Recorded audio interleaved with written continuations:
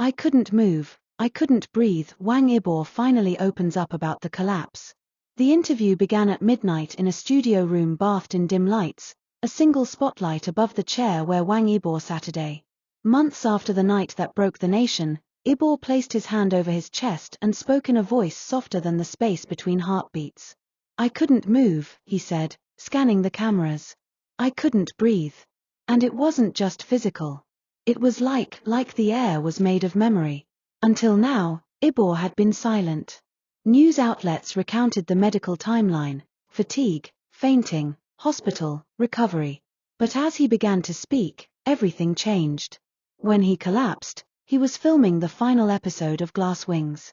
It was 3:06 a.m. He remembers saying, "I'll take one more shot," and then trying to stand for the next scene, and suddenly falling. But the collapse wasn't sudden, Yibo explains now. It felt preordained. Like every stare behind the lens, every sound of breathless anticipation, had already written it. Just before he lost consciousness, he saw Xiao Zhan lose his composure. Crew members scrambled, the director yelled cut, lights flickered. In Yibo's last conscious moment he watched Xiao Zhan pant silently, eyes wild. Then black. Here's what he says happens next, what no one else saw. He woke in a silence so deep it bit. The monitors beeped, but he heard only static. His body wouldn't respond. He couldn't breathe. Water on his lips felt like salt. Sitting up became impossible. He thought of Xiao Zhan standing over him, clothes crumpled, eyes red. In his mind he reached out. But his arm stayed still. That unresponsiveness scarred him more than any flatline or ICU sleep. I realized in that moment, Yibo said, his voice trembling, that if Zhan hadn't screamed, I might have stayed under. He lingered on that thought for a long moment. The oxygen mask fell from his face. He says he knows because of the way the lights bounced off the tube. And because there was no one there to adjust it. The assistant director found him later, eyes open but unseeing. He says Zhan rushed in before medics arrived and yelled his breathing weakly, but breathing, and began shallow chest compressions. Yibo says he doesn't remember their hands on him. But he remembers Zhan's lips, colorless and shaking against his cheek, saying, "You have to wake up." Months later, that moment frightened him more than the system's failure. I realized that even the man I trust most can't fix me if my entire body rigs itself as a prison. He tried to sit up. He couldn't. He tried to swallow. Water wouldn't go down. Nurses came. Doctors came. But when they looked into his eyes, they saw someone who had already died mentally. He says he remembers only one sentence from that day. "Zhan, just don't leave him." When he finally spoke again, he was rigid. Words came out wrong. But he said that, internally, he understood it meant. I'd rather see him break than collapse alone. On recovery day 3, Yibo says he felt what he calls a burglary on his soul. He closed his eyes and saw an empty hallway, one without camera lights, where Zhan stood watching him fade. The image repeated in nightmares. He woke screaming, "You left me there." The nurses came rushing. He clutched at the air. When Zhan ran in, Yibo says he saw tears chasing sweat down Zhan's face.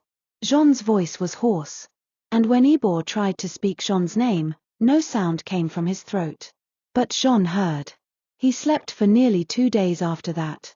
And even awake, parts of him stayed under. He didn't speak. He whispered. He stared at hospital monitors like they held every secret he needed. Surgeons consulted. Neurologists tested. All agreed. No physical cause for collapse remained, they called it psychosomatic crisis. But Yibo refutes that diagnosis now. It wasn't psychosomatic. It was spiritual. My spirit starved because I stayed quiet. He asked to lie in silence with medical staff in the room. Just to listen to the drip, breathing machinery. I needed proof, he said, that there was life still going even if I couldn't feel it. Zhan didn't leave his side. He sat beside the bed without rest, sleeping and waking, watching Yibo breathe. Zhan read to him, old scripts, lines from their first drama, birthday wishes. On day 5, Yibo says Zhan held his hand and broke. "I thought I lost you. I thought it ended." Yibo replied with the gentlest thing he could mumble. "I thought I died." They stared at each other and cried without noise. The illness altered them both. Yibo still stares at monitors at night, expecting the flatline warning beep. He wakes in cold sweats. Hallucinations blur with memories. He wonders, was it the set? The fatigue? The silence between us Wen Yi and Xia Zhon? He paused during the interview. I realize now, he said, touching Zhon's photograph set beside him, that my collapse was less about the shoot and more about every truth I refused to speak. Every fear I refused to face. And every breath I held back because I thought I didn't deserve to take it. Public reaction was fierce. Within hours, fans flooded social media. I couldn't move, I breathed for him trended worldwide. Screenshots of the interview flooded forums. Fans held vigil nights outside hospitals. They sang lullabies to mock the silence he faced. Industry peers spoke out. Directors, co-stars, seamstresses, they posted old backstage photos of Yibo trembling after long shots, editing cuts, lines abandoned from fatigue. Suddenly, nobody was defending mainstream narrative. A respected daytime host said, if exhaustion covers up heartbreak, this fandom will unravel it. What comes next? Yibo is said to be undergoing therapy, both physical and psychological. Zhon accepted leave from productions. They've been spotted walking together, silent, but side by side, carrying the weight of what happened between them. They haven't issued public statements together. But Yibo now knows how to breathe, how to begin again. And Zhon learned how fragile the silence of love can be. The studio lights had gone out. The interview was over. The cameras had stopped rolling. But Wang Yibo didn't move. Still seated in the same chair, his fingers tracing the curve of the armrest, his throat tightening around the weight of what hadn't been said. He stared at the empty corner of the room, almost like he saw someone standing there. Someone only he could see. Suddenly, the door creaked. Xiao Zhan entered silently. No words. Just presence. Yibo didn't look up, but the tremble in his shoulders gave him away. I wasn't supposed to survive that night, he whispered, as if confessing to the dark. Zhan crossed the room. I know, he said, kneeling beside Yibo. But you did. You're here. The silence stretched. Too long. Too dangerous.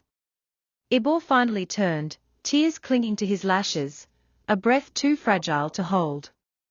I stopped fighting, Yibo muttered, brokenly. When I fell, it wasn't just my body shutting down. It was me giving up.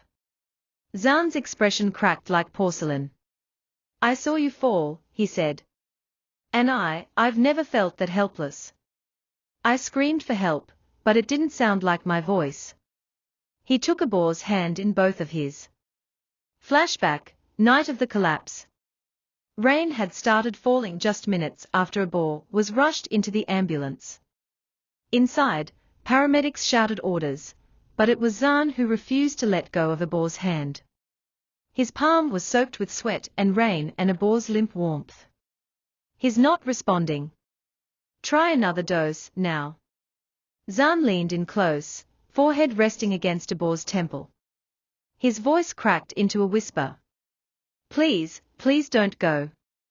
I don't know how to be me without you. Back in the present, Yibo squeezed his hand at that memory. I heard you, he said faintly. In the ambulance. I couldn't open my eyes, but I heard your voice, and I followed it. Recovery was not peaceful.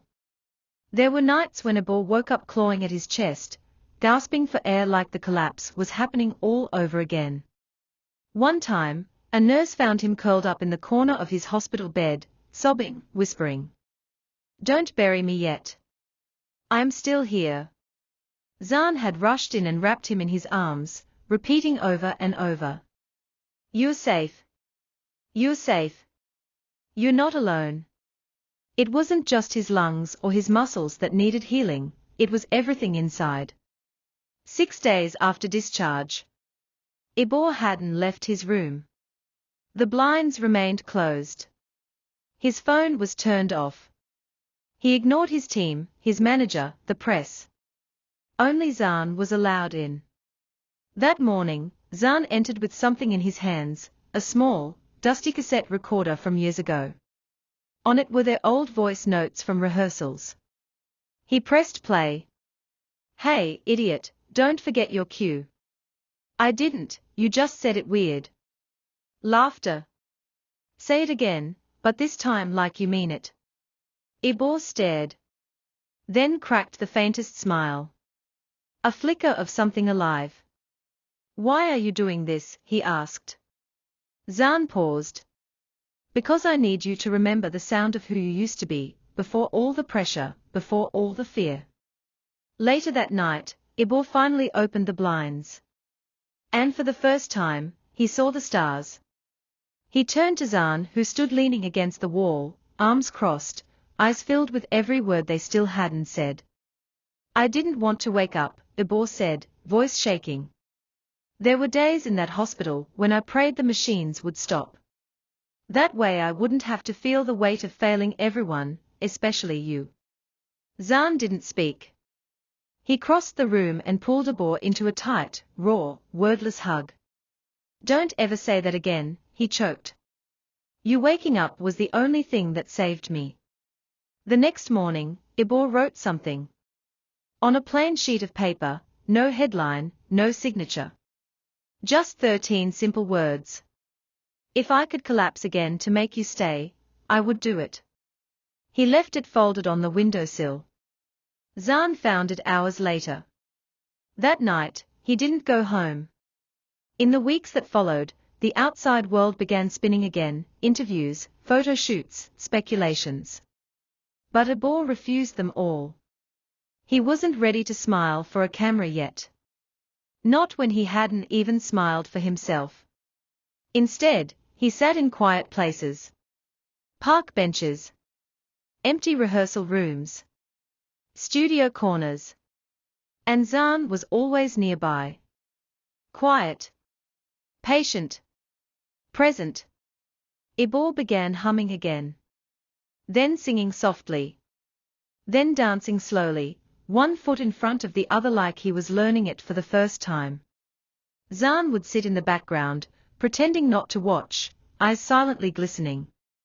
One evening, during golden hour, Yibo turned to him and asked, "If I collapsed again, would you catch me?" Zan didn't hesitate. Every time. That night, Yibo dreamed of something different.